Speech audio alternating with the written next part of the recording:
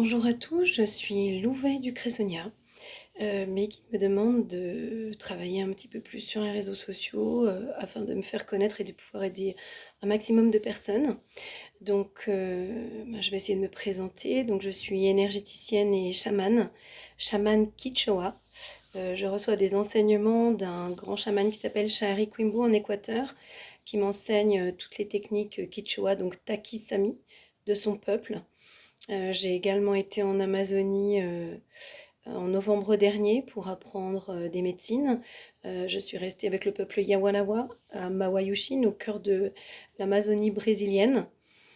Euh, je vais régulièrement en Équateur pour pouvoir recevoir tous les enseignements dont j'ai besoin auprès de Chahiri. C'est mon père spirituel. C'est lui qui m'a contacté, qui est venu me chercher pour me dire qu'il était mon guide sur Terre, malgré les 9 guides qui m'accompagnent dans le ciel.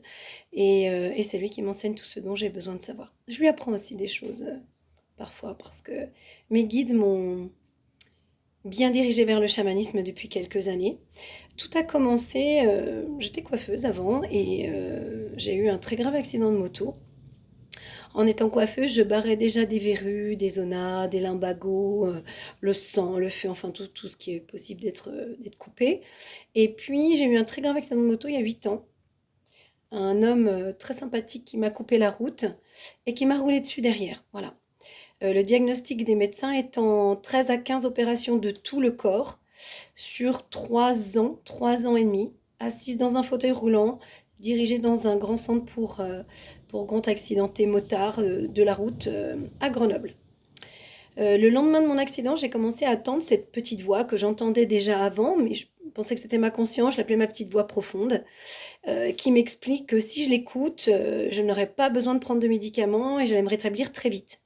Alors, comme j'ai eu un très gros trauma crânien et que le premier jour, on a commencé à me greffer mon pied gauche qui était arraché, plus me mettre une grande plaque dans le péroné puisqu'il n'existe quasi plus, il était inexistant tellement il a été broyé, je me suis quand même dit que peut-être, à cause du trauma crânien, j'allais perdre un peu la tête. Donc, j'ai pas écouté tout de suite. J'étais très bien, j'avais beaucoup de monde dans ma chambre, beaucoup de monde qui m'entourait.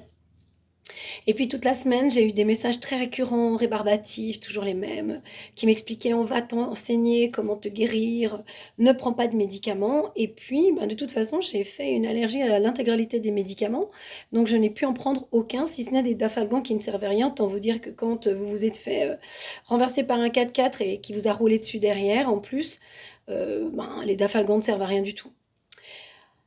Au bout d'une semaine, j'avais tellement de douleurs, je ne pouvais pas bouger et 3 ans dans un fauteuil roulant, moi qui faisais du sport toute la journée, pour moi c'était juste impossible.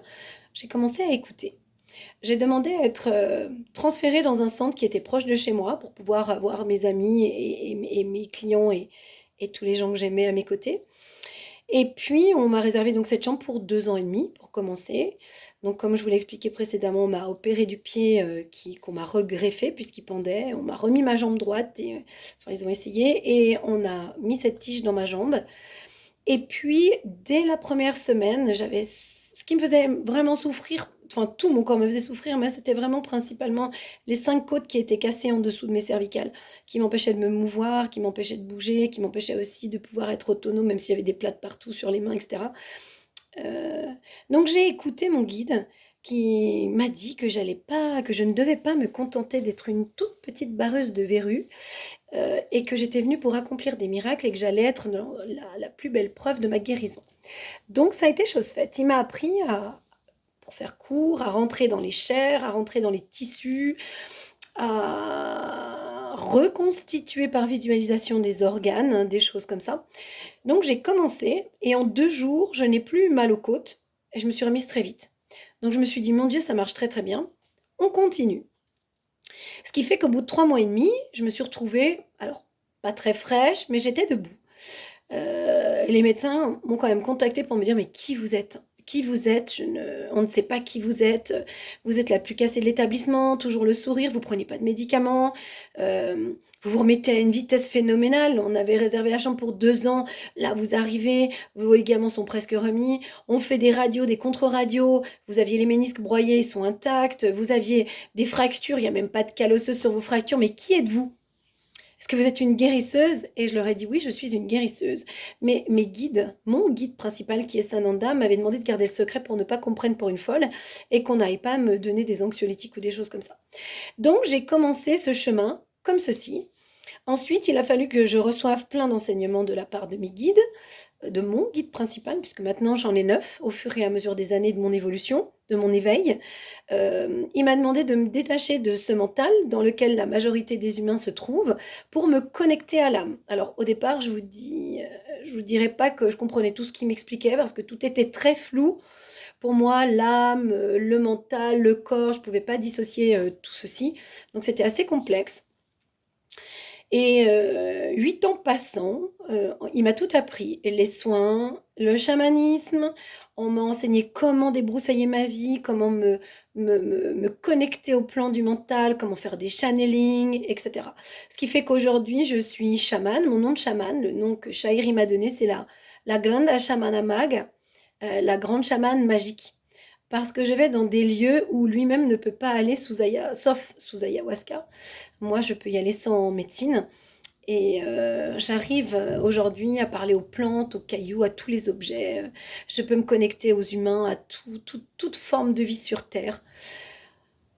Donc voilà pour la petite histoire. Ma mission de vie, c'est d'aider les autres, de vous sortir la tête de l'eau, puisque 85% de la population se trouve être dans un monde qu'on appelle le monde souterrain. Ils l'appellent même le monde des morts vivants, puisqu'on fonctionne de manière très primitive.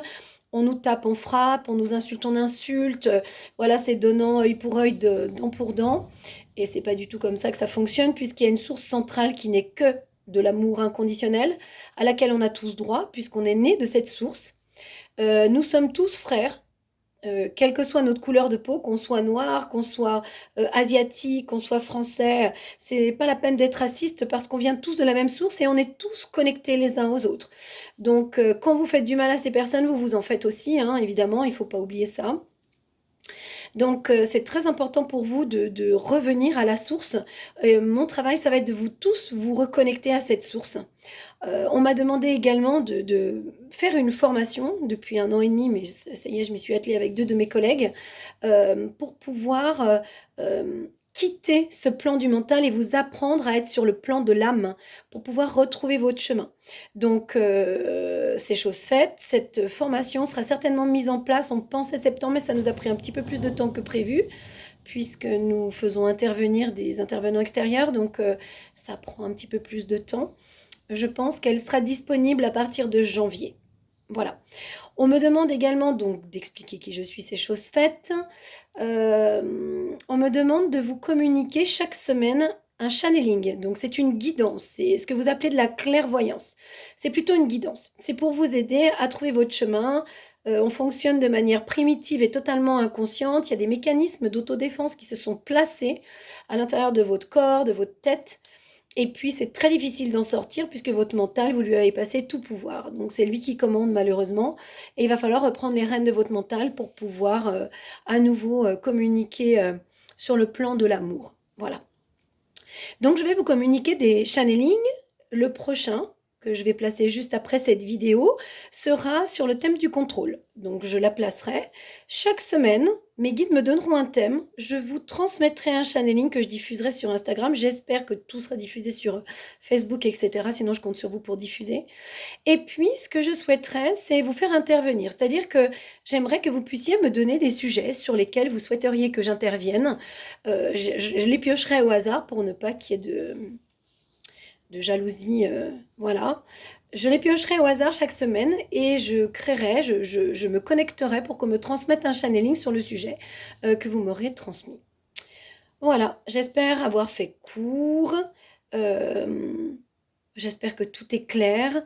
J'essaierai de diffuser assez régulièrement des photos de l'Amazonie et des Yawanawa avec Washi et Wazaru.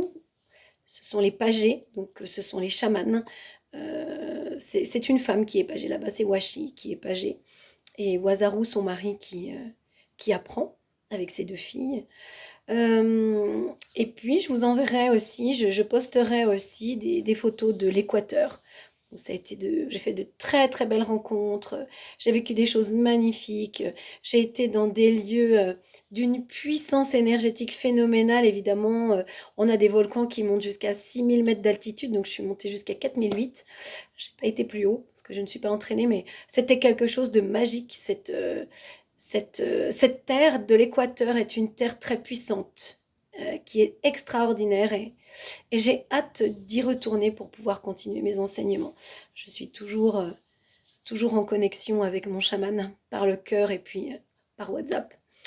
Voilà, donc je vous souhaite à tous une merveilleuse journée, même si c'est un temps pluvieux. Profitez de la pluie, elle est aussi belle que le soleil et que la neige. La nature nous offre tout ceci et n'ayez pas peur de vous mouiller. Voilà, je vous souhaite une merveilleuse journée, je vous dis à très bientôt et ne tardez pas pour écouter le channeling qui va suivre.